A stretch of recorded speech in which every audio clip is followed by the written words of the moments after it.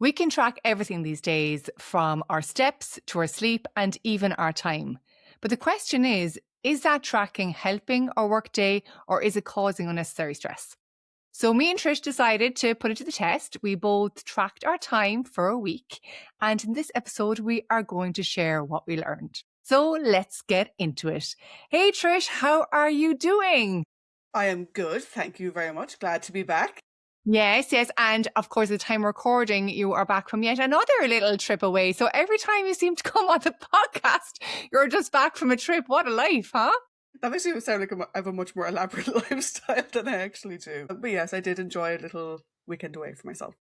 Yes, well, that is nice. But before you went away, you did track your time, yeah? So we I both did. decided to track our time for a week. I did a week. Did you do a week? So I technically did two. Okay. So just put a little bit of context on it. I am required to track a certain amount of my time for work anyway. Mm-hmm. So I just paid a bit more attention to what I was doing in week one. And then in week two, and we'll sure get into this in a second, I did what I used to do when I first Okay. started in my role a decade ago. Okay. Really, really good. So, like, if you're listening to the podcast today, I suppose, and you don't track your time for work, I suppose it's kind of worth considering that some people, obviously, they have to track their time as part of the job, time against certain projects, certain clients, all that kind of stuff. And so there's an element to that already. But I suppose what we're looking at here is, everything, including that and beyond. So, like, the whole scope of the workday. And it's interesting because I did mine for a week and I would have always recommended that people track their time every now and again just for visibility. But it felt different again for me this time around as well. It's so funny how things change over time. So what were you hoping to find out from the exercise? So was it just purely to see, was it helpful or not, or did you have any particular goal? There was two sides of it. One was more, since you and I had been discussing the topic, was more of a personal exploration for myself. How I've tracked my time has changed in the Mm, 10 years that I've been doing my job. And so I wanted to see if that was a change for the good or a change for the bad. Was it actually better my old way? And the second was more so for my own benefit, in the sense that I sometimes suffer from what people generally refer to as time blindness, where I lose track of time or I don't realize how much time things take in general. And I wanted to see if that's actually a thing that I actually have an issue with, or if it's a thing I perceive I have an issue with, which sounds really weird. But I'll put it this way. I might put in, I estimate a task will take 15 minutes. hmm I sometimes feel I took half an hour. But did I actually only take 15 minutes? And I was actually right. It's just because how I perceive time is a bit weird. Yeah, and I don't think you're the only one who would have issues with time perception. In fact, when we do workshops and webinars and stuff, it's probably the thing that comes up most. Like, as humans are, I suppose, we look at things we enjoy and we think that time goes by really, really fast.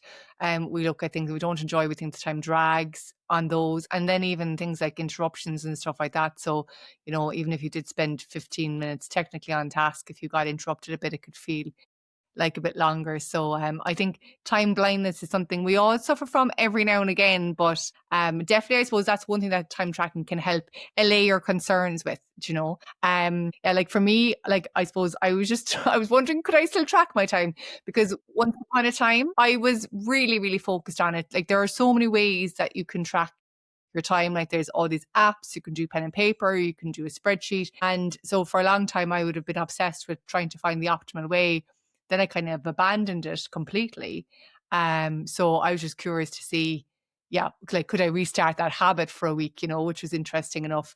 Um, but so like kind of coming back to the time blindness thing. So like what was the biggest gap between what you thought was true about your week or the 2 weeks and what actually happened? So like did you see any difference there? Did you see anything that was a surprise or unexpected? So the one thing that became apparent in both ways that I did it, and we'll go into a bit more detail later on about how I did the two different ways, but was that I actually need to trust myself more Okay. because my estimates were fairly accurate for the most part. But the thing that I need to give myself grace on is the interruptions and stuff. So again, going back to, I expect that setting up this project is going to take 15 minutes. Actually, on average, it took about 15 minutes. I was right. It's just that I had emails pop up in the middle of it and I had to go to the toilet and then we broke for lunch and whatever. So it felt longer, but the actual work was 15 minutes. So my estimate was right, but I need to reconsider then, and this is something that I'm sure we'll get into later on, do I need to reframe my estimate to be realistic of life rather than this task from beginning to end with no interruptions takes 15 minutes? Yeah. Because that's how long it took. So I was right, but the reason my perception was skewed was because I'm not a computer and things Yeah. happen. Or a washing machine, because I always use the washing machine analogy for this. So like, there's a difference between the cycle time, which is the technical amount of time to do a task, and the time to complete. So the cycle time could be 15 minutes, the time to complete could be 40 minutes. And I think when we are so focused on trying to be perfectly productive, we can hold ourselves that standard of cycle time and not allow the wiggle room in the day. This, especially when you're time tracking, I know that like people can feel guilty, if their time tracking isn't perfect because things didn't go as planned as they thought they would be. So there's definitely something to be kind of worried about. Well, not even worried about, but just to look out for there. And telling me, so just so, if anyone listening is considering doing a bit of time tracking, what exactly or how exactly did you do it? So what did you do? Okay, so the old school way that I did, so the way that I was comparing for 10 years ago, and people might think I'm really weird, but it was my first time in a corporate job. I didn't know what I was doing, and this is what made sense to me at the time, was I had a notepad and a pen, and I would write down 9:02 email. And every time I changed task, I would just write down the time and what it was. And at the end of the day or the end of the week, depending on what it was, this time I did it at the end of the day just because I was a bit more clued in to what we were doing. I would then tot up, how much did I spend on email? How much did I spend on this particular project? How much did I spend on meetings and whatever? Just to see what the total was at the end of the day. But it was Okay. tracked to the minute. So let me stop you before you go into the second way, Mm. because that's how I just tracked my time. So, and like I've got all the apps, I've got tried all the different systems, but like for simplicity and for ease of doing things, I literally got an A4 page, and just like you said, when I started working on something, I wrote down the time, what I was doing, and then when I finished. So it's funny that that was what you did 10 years ago, and you think that it's, a primitive or junior way of doing it, because actually that's what I did. So tell me what sophisticated option do we have? So what was your second way of Oh, no, tracking no. the time? The notepad and pen wasn't the primitive way of doing it, right? Because I do think, I agree with you, notepad and pen is the superior way of doing many things. I was doing everything to the minute. Okay. 9:02 email. 5 Slack message. Okay. 12 chocolate break. But that's a lot. 14 like, and I used to do this 10 years ago. Everything was tracked to the minute because I thought that's what I had to do when I was reporting my time. What I did now, and what I was sort of a bit more clued into when I was doing it this time, was I still did the same thing, but it was on the key stuff I wanted to track, which Okay. is I'm required to report what we would call like a resource allocation, so available hours for production. So all my production stuff, I'd write down 9:05 intake management. And then if I went to the toilet, I left it running. I Yeah, didn't yeah. stop to say I went to the toilet. Do you know what I mean? So that's where I changed it up a bit. And it was when I came back from the bathroom then I realized, oh, actually, that didn't change that much in the time. It took me like, say, 2 minutes. Yeah. What does 2 minutes really matter? And so that was the big difference for me, was going from tracking every minute detail of my life, which helped at the time because I was new, to now being like, okay, what do I need to report my time on? Let's track those. And is there anything I kind of am curious to report my time on? Okay, I can track those as well. And so that was the way that I went about the two different methods. Okay. So that's interesting, because if someone's listening to this and thinking about tracking their time, I think a lot of us could get caught up into that, like minute by minute time tracking is, again, actually, I still do it that way. So, every time I went downstairs to make a cup of tea, I did stop my clock.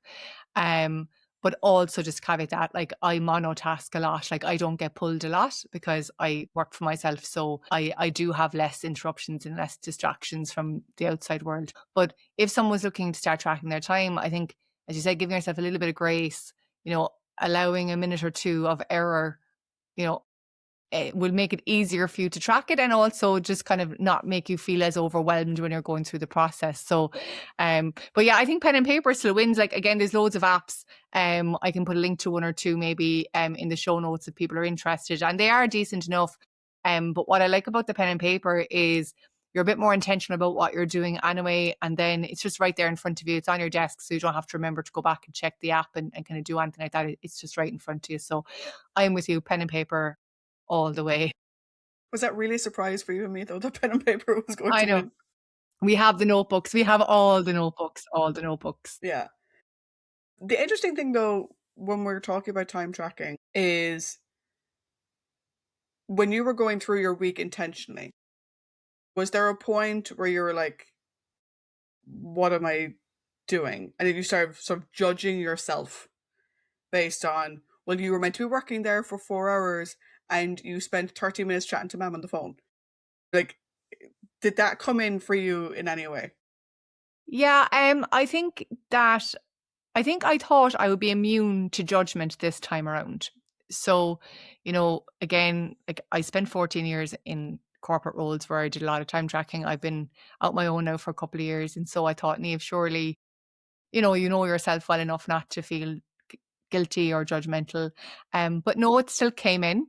It still came in at some point. And again, it was usually when I was doing that thing. So I'd bring Loki for a walk, or I'd ring mom, or, because I do a lot of creative work. So if I have to create a presentation for a keynote, if I'm making progress on, say, even podcast prep or anything like that, sometimes I go off and I do stuff around the house or whatever like that to let my brain breathe. And when you put that down on paper, it kind of looks like slacking off. Like, even though I know what I'm doing, like, I know that the walk for 40 minutes has brought me back to being more productive and to make a better outcome of whatever it is I'm doing. When you put on paper, like 40 minutes walking, it's like, Niamh, like in the middle of the day on a Tuesday, like, did you really need to spend that much time?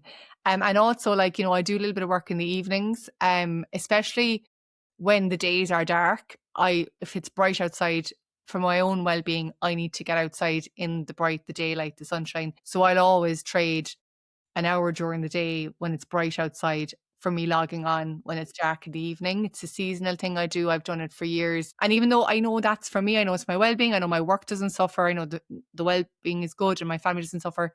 When you write it down, you look at it differently, almost as if like you're like the time tracking auditor.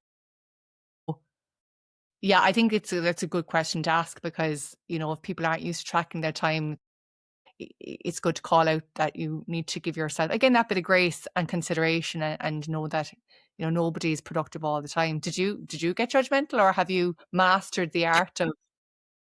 I did a bit. I felt really bad for younger me, to be honest, that I was so paranoid about it when I was younger.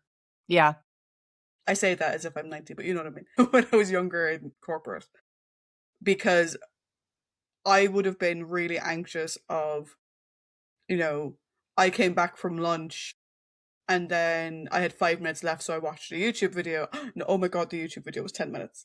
yeah, I went over on my lunch, and so I would have been hyper aware of that when I was first in the role. I'm slightly less so now, but I'll tell you the reason why I'm slightly less so now is because, and I will thank my leadership on this, the way that we track our time in those projects where we have to, there's a buffer built in. yeah, So you are not expected to be 100% productive for the entire week. There is a variance that gets automatically added. And so knowing that variance is there and understanding how I, didn't spend 8 hours of work today, I spent 7 hours and 15 minutes of work today, or whatever the case may be, because I know that the tool has variance, because it knows I'm a human, someone Yeah. who read that in there. So my resource allocation for the day still comes up at 100%. I was like, cool. Okay. So that's interesting for, again, for people who are looking to track their time, because if a large multinational, global, huge organization builds in buffer time for the unexpected, for a break that goes a little bit over, for an extra cup of tea, then if you're tracking your time to improve how you work, then you should do the same. I mean, like, if the large, really revenue focused organizations are doing it, like, then you should definitely be doing it, right? To give yourself that grace, and to not expect it to be 100%. But tell me this, so like kind of going back to the start, like, Joe, in terms of what you're hoping to find out, like, if time tracking shows us our reality, even with the buffer time, like even with the bit of wiggle room, right? If it shows us how we actually spent our week, like, is that actually helpful? So like, or I suppose you're just back from a break again, but like, will you be doing anything differently as a result of the exercise that we did? Or did it just kind of confirm what you already knew? It kind of confirmed my modern approach to it. Okay. That what people need to know, people need to know. And I have a way of tracking that, which is my pen and paper. I write down what time I started, what time I ended it, and I report that in the tool because that's needed to know for, again, scoping, resource management, all that kind of stuff. For the minutiae of my day, it does not provide me any value. The week that I was doing it, I didn't get any benefit from it. Mm, Now, part of that could be that I've grown out of my need for it. yeah. I felt I needed it 10 years ago. I don't feel I need it now. Yeah. So I will likely continue tracking my time the way I have been. I now trust it a bit more since I have done the side-by-side comparison. I trust Very that, okay, the way I'm doing it, again, that time blindness concern is fine. brilliant. But going into the minutiae of I went to get a hot chocolate or I was chatting to my colleague or whatever, I don't need it. It doesn't provide me any value anymore.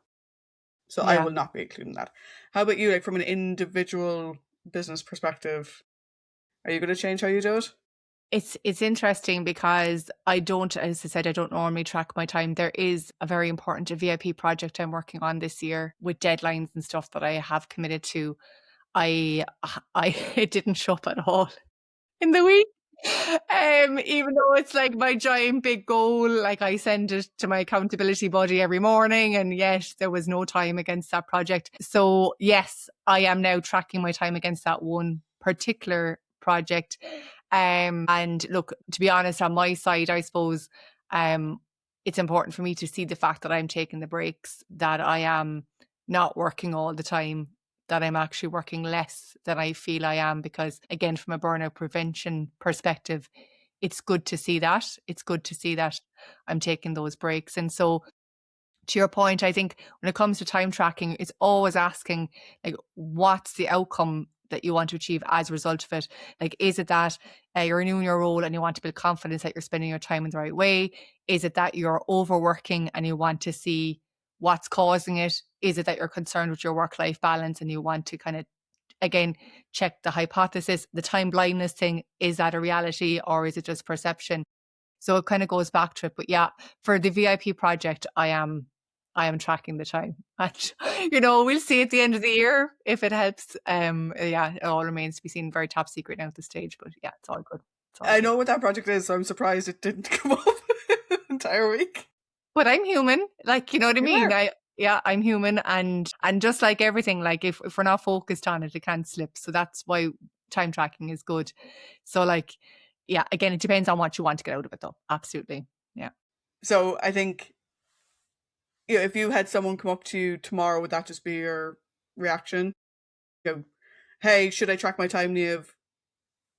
Is it just what do you want to get out of it? Yeah, it would be what do you want to get out of it. I would also ask them what else are they tracking, because, again, you can kind of fall into a state of hyper awareness where you're tracking your step, you're tracking your sleeps, you're tracking your calories, you're tracking your time, you're tracking your everything. And it's kind of like a hyper vigilance around everything, which can be quite stressful and not so good for our well-being. So again, I just be kind of asking them to focus on one thing at a time, whether that's a work goal or a personal goal. Because again, in the past, I would have tried to track them all because I love data. Like I love apps, I love tech. So like I would have fallen into that trap just because I was totally curious. So that can get quite overwhelming. So I'd ask them what they want out of it, what else they're tracking. And then ultimately, to your point, what level of detail do they need to go to, and just do the minimum viable tracking. Because like there's enough going on in life not to be, tracking how many times you make a cup of tea in a day, Yeah. So look, I think for people listening, that's the main takeaway. Also, I think just the fact that we both did pen and paper, that we kept it simple was interesting, worthy to note that like it doesn't have to be complicated. You don't have to do a whole week. You could do just a couple of days. If you see the trend, if that's enough for you to take action, then don't feel like you have to complete the week just because, the week is a set period of time that we go by. Yes. It's time tracking. It's not weekly tracking or monthly tracking. So just do it as long as it's serving you. And look, we will put a few links to maybe some trackers in the show notes if people are interested. But I'd say just keep it simple and let us know. Let us know if you end up tracking your time. Like, we're both on LinkedIn. The old Better Workday on Instagram, Better Workday podcast on Instagram is up there. Drop us a message. I check it a couple of times a week. There'll be no instant replies now, to be fair. But we'd love to hear, like, do you know what I mean? And does anyone have any other, really good ways of time tracking that we haven't discovered yet, Yeah, 100%. Again, we are in some ways quite very similar minded. So I'm very curious to see if someone else has another way of doing it that makes more sense. Well, to be fair now, Trish, we are sisters. It is very true. We're competing with our notebook collections. So look, we'll wrap it up for this week. I hope that you listening found this helpful. If you've been considering tracking your time, I hope this gives you some insight into what it looks like and what you can get from it. And we'll see you in the next episode. Talk to you then. Bye.